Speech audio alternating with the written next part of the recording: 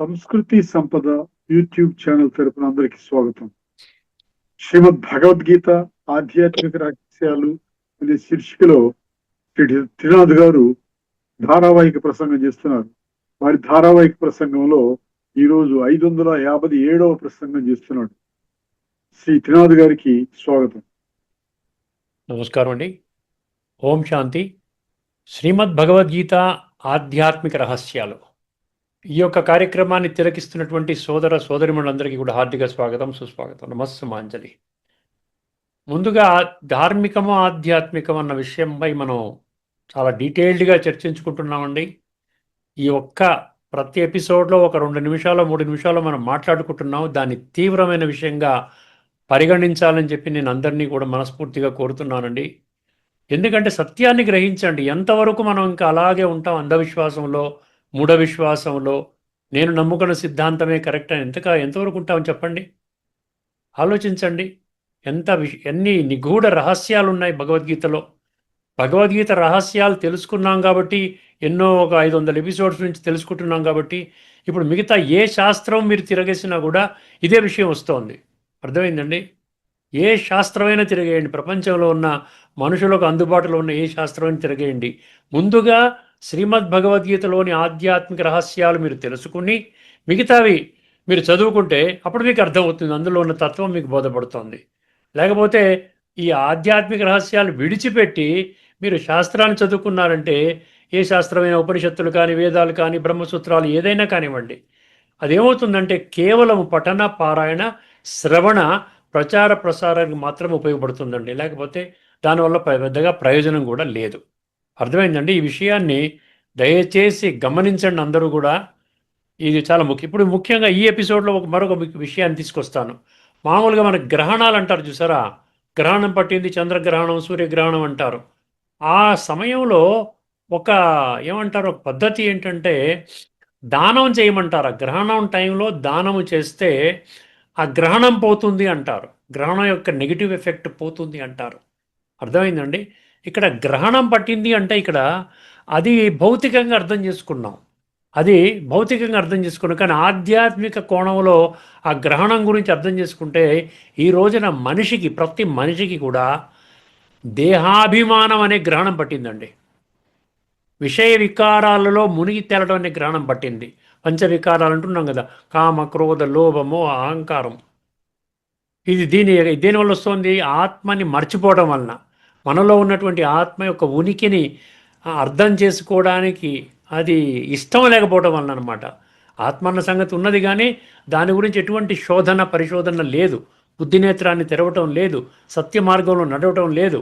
అందువల్ల ఏమవుతుంది, ఈ రోజున ఈ యొక్క నెగిటివ్ ఏదైతే ఉందో, ఈ వికారాల వలయము, సమస్యలు, గొడవలు, దుఃఖము, కష్టాలు, నష్టాలు, తగాదాలు, కొట్టుకోవడాలు, కల్తీలు, మోసాలు ఏవైతే జరుగుతున్నాయో, ఇన్ని రకాలుగా భక్తి చేసినా కూడా నడుస్తున్నాయో, ఇది గ్రహణము దేహాభిమానము కారణంగా వచ్చింది.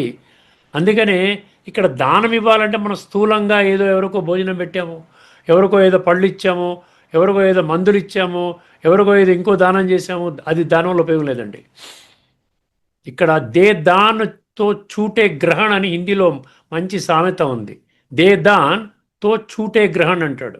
అంటే నీ గ్రహణం ఈ పోవాలి అంటే, ఈ నెగిటివిటీస్తో కూడుకున్న గ్రహణం దాని ప్రభావం నుండి బయటికి రావాలి అంటే, దానము చెయ్యాలంటే ఈ దేహాభిమానాన్ని దానం చెయ్యాలి. అర్థమైందండి. దేహాభిమానాన్ని దానం చెయ్యాలి, విషయ వికారాలను దానం చెయ్యాలి. దేహాభిమానం నుంచే కామము, క్రోధము, లోభము, మోహము, అహంకారం. ఎన్నండి 205 శ్లోకాలు భగవద్గీతలో ఉన్నాయి. ఈ యొక్క చెడు నుంచి మీరు మానండి, ఇది క్రిటికల్ సమయము, ఇప్పుడు లేకున్నా మరెప్పుడూ లేదు. కాలచక్రం బయట ఉన్నాను కాబట్టి మొత్తం చక్రమంతా, జ్ఞానమంతా నా దగ్గర ఉంది. వేదాహం సమతీతాని వర్తమానాని చ అర్జున భవిష్యాని చ భూతాని మాంతు వేద నా కశ్చన. నా గురించి మాత్రం ఎవరికీ తెలియదు, కానీ మీ అందరి గురించి నాకు తెలుసును. అర్థమైందండి. కొద్దిమంది మాత్రమే నా మాటల్ని దానికి విలువనిస్తారు, నన్ను పసిగట్టే ప్రయత్నం చేస్తారు, నేను నేర్పించేటువంటి రాజయోగ మార్గంలో ప్రయాణం చేస్తారు. మిగతా వాళ్ళంతా మూఢత్వ మార్గంలోనే, ఆ విధంగా అంధవిశ్వాసంలోనే, బుద్ధినేత్రాన్ని తెరుచుకోకుండానే చేస్తారు. అందుకని ఇక్కడ ఏం చెప్తుంది, దాన్ అంటే ఏంటి? నువ్వు దానం ఇవ్వాల్సింది దేహాభిమానము, దాని నుండి వచ్చేటువంటి విషయ వికారాలు. అర్థమైందండి? కామయేష క్రోధయేష రజోగుణ అన్నాడు గీతలో 3:37లో. అదేవిధంగా త్రివిధం నరకస్యేదం ద్వారం నాశనమాత్మన కామ క్రోధ తథా లోభ తస్మాదేతత్రయం త్యజేత్ అన్నాడు. అర్థం మూడింటిని తక్షణం విడిచిపెట్టమని చెప్పాడు. 2:62 రెండో అధ్యాయంలో 62-63 ఏం చెప్తోంది? విషయ వికారాల యొక్క వలయములో చిక్కుకొని నీ జీవితాన్ని భ్రష్టు పట్టించుకుంటున్నామని చెప్తోంది. ధ్యాయతే విషయాన్ పుంస సంగస్తేషూపజాయతే సంగాత్ సంజాయతి కామ కామాత్ క్రోధోభిజాయతే క్రోధాత్ భవతి సమ్మోహ సమ్మోహాత్ స్మృతివిభ్రమ స్మృతిభ్రంశాత్ బుద్ధినాశో బుద్ధినాశాత్ ప్రణశ్యతే. అదే స్మృతి పోతుంది, బుద్ధి నాశనం అయిపోతుంది, జీవితం భ్రష్టమవుతుంది. ఎందుకంటే ఇవన్నీ విషయాలు మనకేమీ పట్టించుకోని అవసరం లేదా? ఇవన్నీ పట్టించుకోక్కర్లేదండి. కేవలం పఠన పారాయణ శ్రవణ ప్రచారం చేసుకుంటేనే మీ జీవితం ఉద్ధరింపబడుతుందని ఎవరైనా చెప్పారా? ఏ శాస్త్రంలోనైనా రాయబడిందా? ఆలోచించుకోండి. ముఖ్యమైనటువంటి గ్రహణం అంటే స్థూల గ్రహణం కాదు, విషయ వికారాల గ్రహణము, దేహ భ్రాంతి, నేను దేహం అనుకునేటువంటి గ్రహణము. దీన్ని పోవాలంటే ఈ దేహాభిమానాన్ని విడిచిపెట్టాలి. అంటే పరమాత్మ ఇప్పుడు వర్తమాన సమయంలో మనకి రాజయోగాన్ని నేర్పిస్తున్నారు. స్వయాన్ని అంటే నేను ఆత్మని, ఇది నా దేహము, నా తండ్రి పరమాత్మ. ఇప్పుడు ఆత్మ పరమాత్మ మనసు బుద్ధి ద్వారా కలయిక జరుగుతోంది. దాని ద్వారా సంస్కార పరివర్తన జరుగుతోంది. దాని నుండి దాని రిజల్ట్గా మనం ఏం చేస్తాం? ఈ జన్మలోనూ హాయిగా ఉంటాం.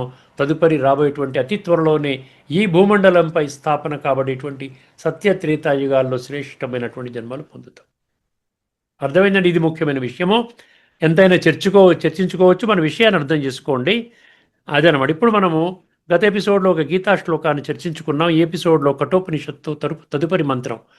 ఈ ఒక్కొక్క మంత్రం పరిశీలిస్తే నేను ఏదన్నా 4-5 మంత్రాలు కలిపి చెప్దామని అనుకుంటుంటే కుదరడం లేదండి. ఒక్కొక్క మంత్రం ఒక విశిష్టమైనటువంటి సత్యాన్ని, నిగూఢ సత్యాన్ని మనం అందరం అర్థం చేసుకోవాలి. డీటెయిల్డ్గా అర్థం చేసుకుంటేనే ఈ మంత్రము తాలూకు యొక్క అది ఆస్వాదించగలుగుతాం, మన జీవితంలో అనుభవం చేయగలుగుతాం. ఆ విషయాన్ని సారాన్ని గ్రహించి అప్పుడు మన జీవితం బాగుంటుంది అనిపించి నేను ఇంకొక మంత్రం డీల్ చేస్తున్నాను. పర్వాలేదు, ఎన్నో ఎపిసోడ్స్ అయినా పర్వాలేదు. ఎందుకంటే కఠోపనిషత్తు చాలా ముఖ్యమండి. ఇది కఠోపనిషత్తులో 1వ అధ్యాయం 1వ వల్లి అయిపోయింది. 29 మంత్రాలు. ఇది 1వ అధ్యాయం 2వ వల్లి. అర్థమైందండి? అందులో 9వ మంత్రం మీ ముందు ఉంచబోతున్నాను. ఇది గుర్తుపెట్టుకోండి. ఈ కఠోపనిషత్తు ముఖ్యంగా మనం స్టార్టింగ్లో కూడా చర్చించుకున్నాం. యమధర్మరాజు నచికేతుడు మధ్యలో ఉన్న డైలాగ్. నచికేతుడు ఏమడుగుతున్నాడు? నాకు ఆత్మజ్ఞానం కావాలి, నా జీవితం అవినాశి. శరీరం అంటే వినాశి కదా, ఆత్మ అంటే అవినాశి. ఈ సూక్ష్మ జ్ఞానం కావాలి నాకు. ఆత్మ పరమాత్మ కలయిక, రాజయోగము, సంస్కార పరివర్తన, ఇది కావాలని వేడుకుంటున్నాడు. అటువంటి నచికేతుడు లాంటి లక్షణాలు ఉన్నటువంటి ప్రతి ఒక్కరికి కూడా ఈ యొక్క సమాధానం భగవంతుడు అటువంటి వాళ్ళకి బోధన ఇస్తున్నాడు. నచికేతుడు అంటే ఒక్క నచికేతుడు కాదండి. 850 కోట్ల మందిలో 33 కోట్ల మంది నచికేతులు ఉంటారు. అందులో ఫస్ట్ గ్రేడ్ వాళ్ళు 3 కోట్ల మంది, ఇంకా హయ్యర్ లెవెల్లో ఉన్నటువంటి వాళ్ళు, సత్యయుగంలో వచ్చేటువంటి వాళ్ళు 3 కోట్ల మంది ఉంటారు. అర్థమైందండి? అంటే సెమీగా ఉన్నవాళ్ళు మిగతా వాళ్ళు అనమాట. అర్థం చేసుకోండి. ఇన్ని నిగూఢ విషయాలు ఇందులో ఉన్నాయి. మనం దాన్ని విస్మరించి అలా మర్చిపోతున్నాం, తేలిగ్గా తీసుకుంటున్నాం. ఒక్కసారి ఈ 4 పంక్తులు చెప్పి మీకు ఇందులో ఉన్నటువంటి నిగూఢ రహస్యాలు, అల్టిమేట్గా ఏంటంటే తత్వం అర్థం కావాలి. ఈ కఠోపనిషత్తు నా జీవితాన్ని ఉద్ధరించడానికి ఏ సందేశం ఇచ్చింది, ఇది మనకు అర్థం కావాలి. ఒక్కసారి ఆ మంత్రాన్ని చదువుతాను, జాగ్రత్తగా వినండి. నైషాతర్కేణ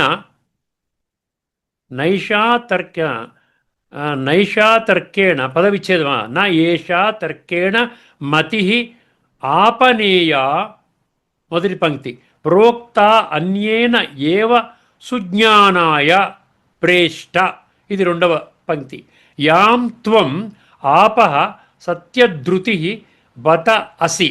ఇది 3వ పంక్తి. త్వదృక్ నః భూయాత్ నచికేతః పృష్టాః. అంటే ఈ శ్లోకంలో కూడా ఈ మంత్రంలో నచికేతుడు పదం వచ్చింది, చూసారా? గమనించండి. ఇప్పుడు ఒక్కొక్క లైను ఎంత అద్భుతమైనటువంటి సందేశం వస్తోందండి.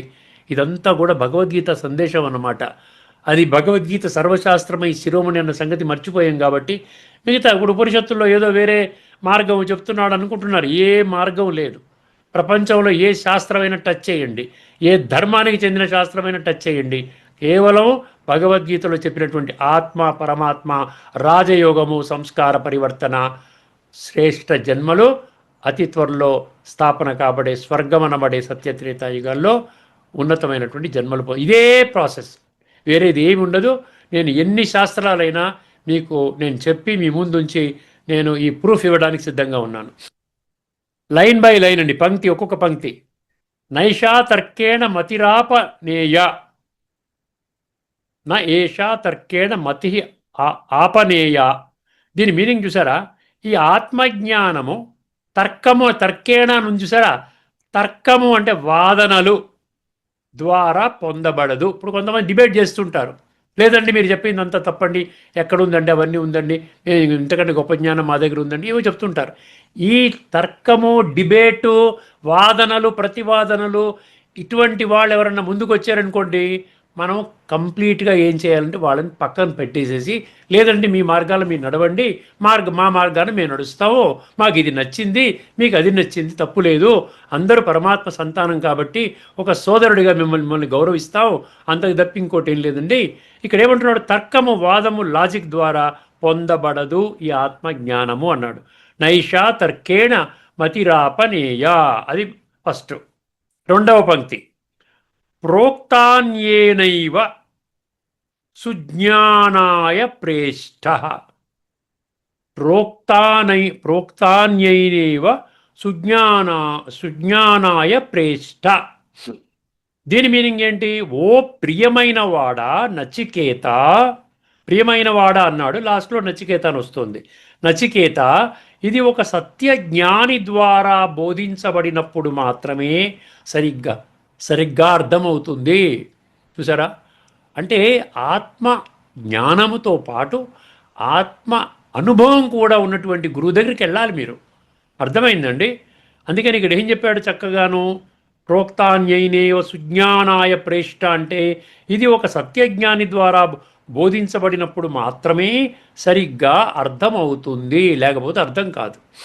మూడో పంక్తి, యాం త్వమాపహ సత్యధృతిర్బతాసి, యాం త్వమాపహ సత్యధృతిర్బతాసి. దీని మీనింగ్ ఏంటి చూడండి.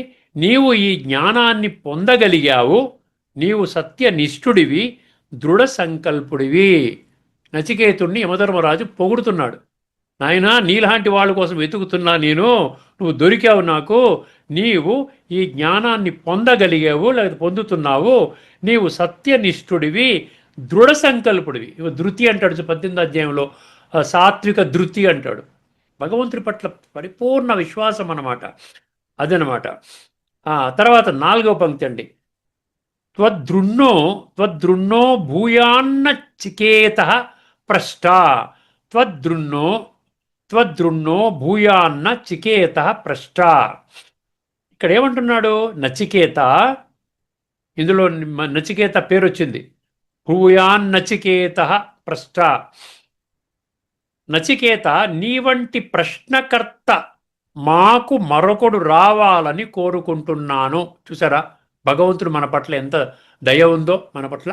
నీలాంటి వాళ్ళు కావాలయ్యా నాకు, ఎందుకంటే నేను సత్యయుగాన్ని స్థాపన చేస్తున్నాను, మరి దాంట్లో నివాస యోగ్యులైనటువంటి వాళ్ళు ఉండాలి కదా, అందుకని నీలాంటి వాళ్ళు కావాలని కోరుకుంటున్నానంటున్నాడు. నచికేత, నీ వంటి ప్రశ్నకర్త. అర్థమైందండి? ప్రశ్నలు అంటే ఏంటంటే బుద్ధినేత్రాన్ని తెరుచుకొని సత్యాన్ని గ్రహించడానికి అడిగేటువంటి ప్రశ్నలు అన్నమాట. నచికేతుడని పనికిరాని ప్రశ్నలు అడగటంలా, నాకు ఆత్మజ్ఞానం కావాలి అన్నాడు, మిగతా అవన్నీ చెప్పుకుంటూ వస్తున్నాడు. ఎవడు? యమధర్మరాజు అంటే పరమాత్మ. నచికేత, నీ వంటి ప్రశ్నకర్త మాకు దొరకడు, మాకు మరొకడు రావాలని కోరుకుంటున్నాను. భూయ అన్నాడు కదా, భూయ అంటే మరలా వస్తుంది ఇక్కడ. ఇప్పుడు దీని తాత్పర్యం ఒక్కసారి వినండి. ఓ ప్రియమైన నచికేత, ఈ ఆత్మజ్ఞానము కేవలము తర్కముతో కానీ మేధోపరమైన వాదనలతో కానీ లభించేది కాదు. ఆత్మను దర్శించిన మరొక జ్ఞాని, చాలా జాగ్రత్తగా వినండి, శ్రద్ధావాన్ లభతే జ్ఞానం అన్నాడు గీతలో. భగవంతుడి పట్ల మనకు కావాల్సింది గౌరవభావం, శ్రద్ధాభావం కావాలి, నిర్లక్ష్య భావన కాదు. ఈ ఆత్మజ్ఞానము కేవలము తర్కముతో కానీ మేధోపరమైన వాదనలతో కానీ లభించేది కాదు. చెప్పేశాడు కదండి, క్లియర్ అయింది కదా మీకు. ఉపనిషత్తుల మీద నమ్మకం ఉంటే ఫాలో అవ్వండి. ఆత్మను దర్శించిన మరొక జ్ఞాని బ్రాకెట్లో గురువు బోధించినప్పుడు మాత్రమే ఇది సరిగ్గా అర్థమవుతుంది. నీవు సత్యం పట్ల అచంచలమైన పట్టుదల కలిగిన వాడవు. మాకు నీ వంటి సత్యార్థి, అక్కడ సత్యార్థి అన్న పదం ఉందండి, అందుకని ఇక్కడ ఏమన్నాడు, సత్యార్థి నీ వంటి సత్యార్థి మాకు నీ వంటి సత్యార్థి అయిన శిష్యుడే కావాలి అన్నాడు. చూసారా, సత్యధృతి అని ఉంది. సత్యార్థి అంటే సత్యధృతి, సత్యము ప్లస్ దృఢ నమ్మకం అనమాట. ధృతి అంటే దృఢ విశ్వాసము, సత్యము. అసత్యంలో దొరకదని అసతోమా సద్గమయను అందుకని కోరుకున్నాం భగవంతుణ్ణి. ఇది అటువంటి శిష్యుడు మాకు కావాలి అని భగవంతుడు అంటున్నాడు. సో లోతైన వివరణ జాగ్రత్తగా వినండి, కొంచెం మీకు అర్థం చేసుకునేలాగా నేను క్షుణ్ణంగా అర్థం చేసుకుని మీకు అది అర్థం చేయించడానికి ప్రయత్నం చేస్తున్నాను. తర్కానికి అందని పరమాత్మ నైషా తర్కేణ.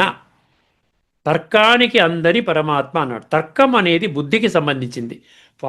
వాదనలు ఇప్పుడు టీవీలో డిబేట్స్ వస్తుంటాయి చూసారా, కొట్టుకుంటూ ఉంటారు, గట్టిగా మాటలతో యుద్ధం జరుగుతూ ఉంటుంది, ఒక్కోసారి ఘర్షణాత్మకంగా ఉంటారు. అర్థమైందండి. అందువలన తర్కం అనేది బుద్ధికి సంబంధించినది, బుద్ధి పరిమితమైనది.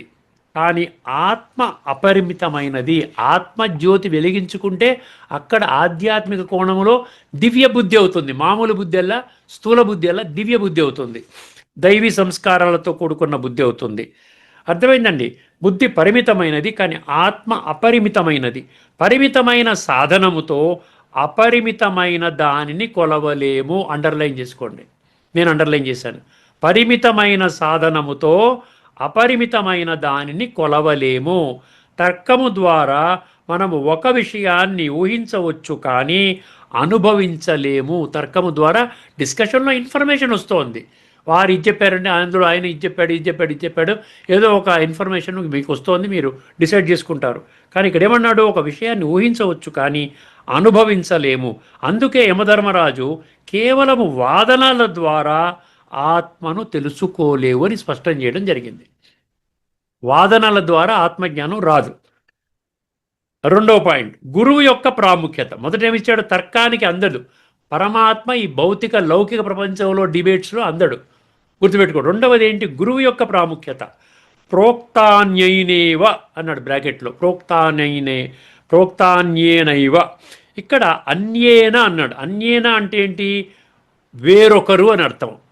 మనం ఇప్పుడున్న 33 కోట్ల దేవీ దేవతలు కాదు, ధర్మస్థాపకులు కాదు, సాధువులు, సంతులు, ఋషులు, మునులు, ఈ మహామండలేశ్వరులు, జగద్గురువులు, పీఠాధిపతులు వగైరా వగైరా, పుణ్యాత్మలు, మహాత్మలు, దేహదారులు ఎవరు కాదు, వేరొకరు. అక్కడ అన్యేన అంటే వేరొకరు. అందుకని గీతలో కూడా అన్యేన అనే శబ్దం ఉంటుంది, అనన్యాశ్చింతయంతో. సో అక్కడ అన్యేన అంటే వేరొకరు అని అర్థం. అంటే స్వయముగా పుస్తకాలు చదవడము కంటే ఆత్మజ్ఞానము అనుభవం ఉన్న గురువు ముఖతః విన్నప్పుడు ఆ జ్ఞానము హృదయానికి హత్తుకుంటుంది. గురువు కేవలము సమాచారాన్ని ఇవ్వడు, తన అనుభూతిని శిష్యుడికి ఇస్తాడు. గురువు అంటే ఏంటంటే తత్వాన్ని దర్శించిన గురువు అన్నమాట, అనుభవం చేస్తున్న గురువు. ఆయన ఏం చేస్తాడు, వైబ్రేషన్స్ అనుభవం చేయిస్తే మనకు ఒక పాజిటివ్ ఒక ఔరా ఏర్పడుతుంది. వైబ్రేషన్స్ అని ప్రకంపనాలు అంటారు చూసారా, అవి వస్తాయి, మనకు పాజిటివిటీ వస్తుంది, ఆంతరికంగా శక్తి వస్తుంది, గుణాలు వస్తాయి. అందుకనే తన అనుభూతిని, వైబ్రేషన్స్ని శిష్యుడికి ఇస్తాడు. మూడో విషయం అండి, సుజ్ఞానం అన్నాడు. సుజ్ఞానం అంటే ఏంటి, సరైన గ్రహింపు. సుజ్ఞానం అంటే సరైన గ్రహింపు. ఏదో ఒక విధముగా తెలుసుకోవడం వేరు, సుజ్ఞానముగా అంటే సరి అయిన అవగాహనగా అవగాహనతో తెలుసుకొని మారడం వేరు. గురువు చెప్పినప్పుడు సందేహాలు తొలగిపోయి అది అనుభవ జ్ఞానముగా మారుతుంది. ఇది సుజ్ఞానం అంటే మీనింగ్ ఇదండి. నాలుగో విషయం, నచికేతుని గొప్పతనము. సత్యధృతి.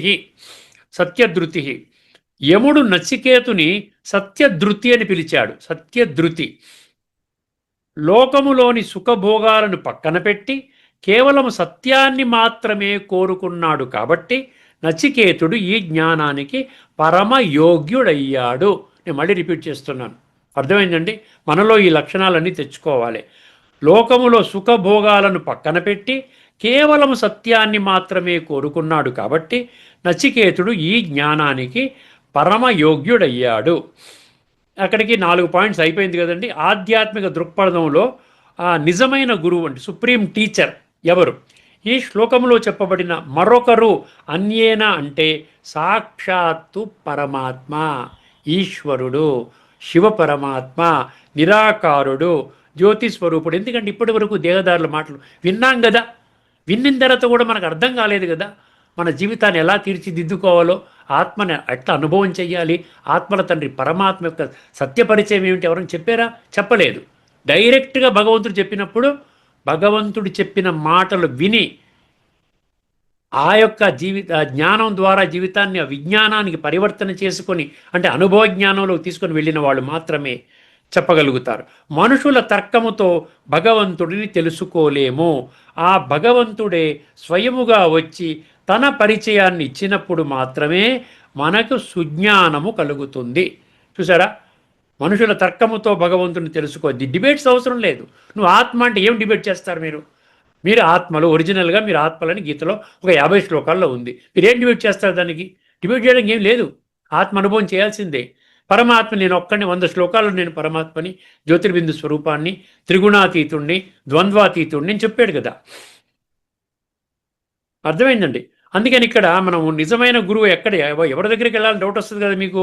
ఆ భగవంతుడే స్వయముగా వచ్చి తన పరిచయాన్ని ఇచ్చినప్పుడు మాత్రమే మనకు సుజ్ఞానం కలుగుతుంది. సత్యధృతి సంగమ యుగంలో, సత్యధృతి అంటే ఇప్పుడు సంగమ యుగంలో అంటే ఈ రిపేరింగ్ యుగం నడుస్తుంది అనమాట. కలియుగం యొక్క అంతిమ సమయము, సృష్టి యొక్క ఆది సమయము.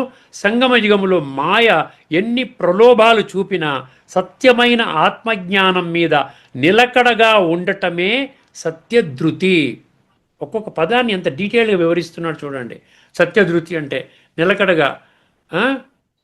మాయ ఎన్ని ప్రలోభాలు చూపినా చూసారా, యమధర్మరాజు కూడా నచికేతుని పరీక్షించాడు. నీకు అన్న ఇస్తాను, అది ఇస్తాను, ఇది ఇస్తా అని చెప్పి. అర్థమైందండి? మనం అనుకున్నట్టు ఇది రంభ, ఊర్వశి, మేనక, తిలోత్తమ వీళ్ళందరినీ ఇచ్చేస్తానన్నాడు. ఆయన నాకేం వద్దన్నాడు. ఆత్మజ్ఞానం మీద నిలకడగా ఉండటమే సత్యధృతి. ఇక్కడ తర్కము మరియు అనుభవం ఈ రెండు ఇంపార్టెంట్ అండి. మనం భౌతికంగా మనం ఓన్లీ ధార్మికంగా చూస్తే తర్కంలోకి వెళ్ళిపోతున్నాం.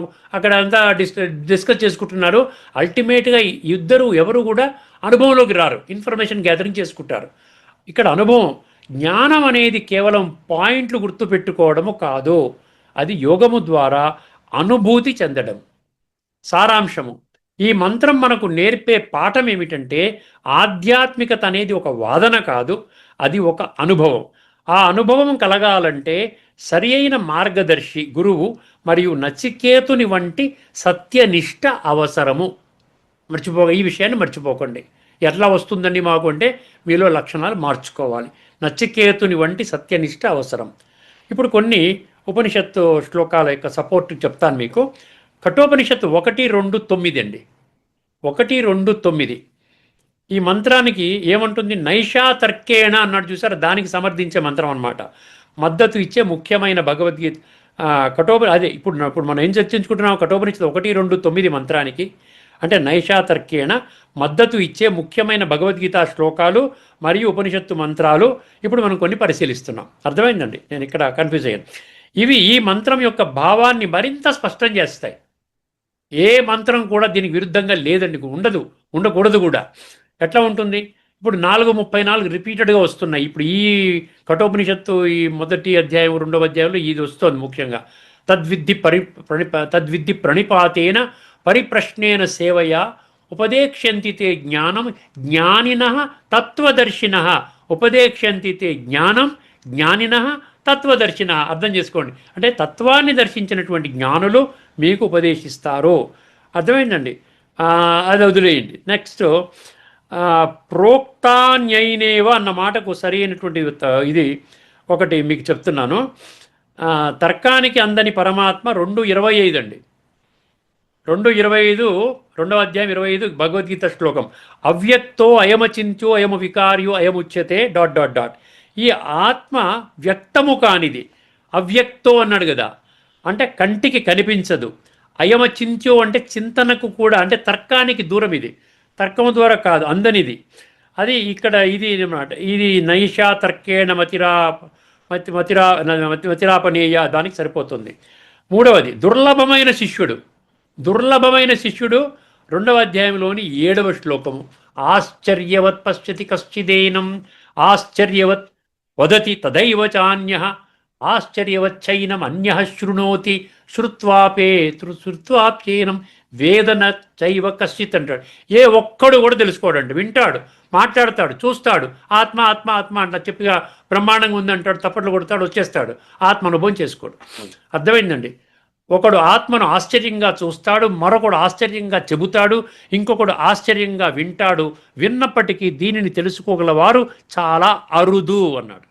తర్వాత ఇది ఏంటంటే కనెక్షన్ దేనికి వస్తుంది? త్వదృక్ ప్రష్టా భూయాత్ అనే దాని కనెక్షన్. యముడు నచికేతుని చూసి నీ వంటి శిష్యుడు మాకు కలగాలి అని ప్రశంసించిన దానికి ఇది సరిపోతుంది. ఇప్పుడు మనం ఉపనిషత్తు మంత్రాలకు వద్దామండి. ఇందులో 4 మంత్రాలు రాసుకున్నాను. మొదటిది ముండకోపనిషత్తు 1, 2, 12. ముండకోపనిషత్తు 1, 2, 12. తద్విజ్ఞానార్థం స గురుమేవాభి గచ్చేత్ సమిత్ ప్రాణి శ్రోత్రియం బ్రహ్మనిష్టం ... ఆ పరమాత్మ తత్వాన్ని తెలుసుకోవడానికి సాధకుడు సమిధలను చేతబూని, అంటే వినయముతో వేదవేత్త మరియు బ్రహ్మనిష్ఠుడైన గురువునే ఆశ్రయించాలి. అంటే అందరూ గురువు కాదండి, ఆత్మనేత్రాన్ని తెరిపించేవాడే గురువు. అర్థమైంది? పరమాత్మతో దివ్య బుద్ధిని కనెక్ట్ చేసేవాడే గురువు. సంస్కార పర్వతం చేయించేవాడు గురువు. స్వర్గంలోకి ఎంట్రీకి మీకు ఎంట్రీ పాస్ ఇచ్చేవాడే గురువు. అర్థమైంది? వేరే వాళ్ళు ఎవరు గురువులు కాదంటున్నాడు ఇక్కడ. అర్థమైందండి? ఇది కనెక్షన్ ఏంటి? ఇది కూడా తత్వజ్ఞాన గురువు ద్వారానే జ్ఞానాన్ని పొందాలని నొక్కి చెప్తోంది. 2 కేనోపనిషత్తు 2.3 అండి. యస్యామతం తస్య మతం మతం యస్య న వేద సహ అవిజ్ఞాతం విజనాతం ... ఎవరికైతే ఆత్మ గురించి తెలియదు అని అనిపిస్తుందో, చూడండి చాలా లాజికల్గా చెప్పాడు ఇక్కడ. ఎవరికైతే ఆత్మ గురించి తెలియదు అని అనిపిస్తుందో, అంటే తర్కముతో లభించదని తెలుసో, తర్కము ద్వారా లభించదు అని ఎవరైతే అర్థం చేసుకుంటారో, ఏమండి, వారికే అది తెలుస్తుందంట. అంటే అక్కడ పట్టుదల అన్నమాట. ఇది అంత లాభం లేదు, డిస్కషన్స్, ఇన్ఫర్మేషన్, టైం వేస్ట్, ఇది కాదు, మనం అనుభవం చెయ్యాలి అని ఇది దీనివల్ల తెలియదు అంటే అటువంటి వాడు తెలుసుకోవడానికి ఛాన్స్ ఉందంటున్నాడు. చూసారా? ఎవరైతే నాకు తెలుసును అని అహంకరిస్తారో వారికి నిజముగా తెలియదు. చాలా జాగ్రత్తగా నోట్ చేసుకోండి. కేనోపనిషత్తు 2.3. అర్థమైందండి? దీని కనెక్షన్ ఏమిటి? తర్కముతో బుద్ధిని మళ్లించలేవు అన్న భావానికి ఇది మూలం. మూడవ మంత్రం శ్వేతాశ్వతర ఉపనిషత్తు 6.23 అండి. 6.23. యస్య దేవే పరాభక్తి యథా దేవే తథా గురౌ. ఎవరికైతే భగవంతుని యందు పరమ భక్తి, గురువు యందు భగవంతునితో సమానమైన భక్తి ఉంటుందో అట్టి మహాత్ముని హృదయములోనే ఈ ఉపనిషత్తు అర్థాలు ప్రకాశిస్తాయి. అందరికీ దొరకవండి. నిశ్చయం ఉండాలి, పరమాత్మ పట్ల నిశ్చయము, గురువు పట్ల నిశ్చయము ఉండాలి. కరెక్ట్ గురువుని ఎంచుకునే దాని మీద అక్కడ క్లారిటీ ఉండాలి. కనెక్షన్ ఏంటి? నచికేతుని సత్యధృతి, నిబద్ధత మరియు గురువు పట్ల అతని వినయాన్ని ఇది సూచిస్తోంది. ఇంకా ఆఖరిగా 2 మహావాక్యాలు చెప్పి ముగిస్తానండి. సారాంశం ఏం చెప్తున్నాడు? ఈ మంత్రాలన్నీ ఒకే విషయాన్ని చెప్తున్నాయి. ఏమిటండి? ఆత్మజ్ఞానం అనేది మేధోపరమైన కసరత్తు, బ్రాకెట్లో లాజిక్ అన్నాడు. మేధోపరమైన కసరత్తు కాదు, అది ఒక పవిత్రమైన అనుభూతి. అది సిద్ధించిన మహాత్ముల నుండి పొందినప్పుడే ఫలిస్తుంది. ఈ ఆత్మజ్ఞానము తర్కముతో పొందలేము.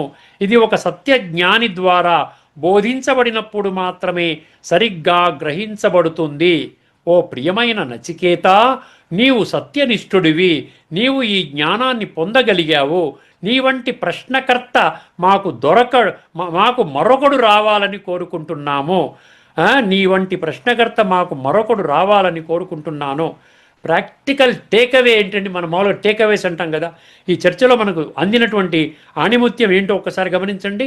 మనము తర్కములోనే ఇరుక్కుపోయామా, లేక అనుభవానికి వెళుతున్నామా? మనకు నిజమైన గురువు ఉన్నాడా, శ్రద్ధ సత్యనిష్ట ఉన్నాయా? ఫైనల్ ఎసెన్స్ ఒకటే ఒక మహావాక్యము. ఈ శ్లోకం ఏం చెబుతోందంటే, ఆత్మజ్ఞానము తర్కముతో కాదు, గురు కృపతో, అనుభవంతో మాత్రమే, మరియు నచికేతుడు లాంటి నిజమైన జిజ్ఞాసువు ద్వారా మాత్రమే, అటువంటి లక్షణాలు ఉన్నటువంటి వారికి మాత్రమే ఈ ఆత్మజ్ఞానము లభిస్తుంది అంటున్నాడండి. ఎంత అద్భుతంగా ఉందో చూసారా? 1వ అధ్యాయము 2వ వల్లి 9వ మంత్రము.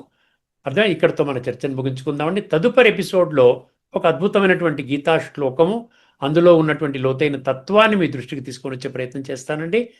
అంతవరకు సెలవు. అందరికీ నమస్కారం. లోకా సమస్తా సుఖినో భవంతు. ఓం శాంతి. శ్రీమద్ భగవద్గీత ఆధ్యాత్మిక రహస్యాలు శీర్షికలో ధారావాహిక ప్రసంగం చేసిన శ్రీ త్రినాథ్ గారికి ధన్యవాదాలు.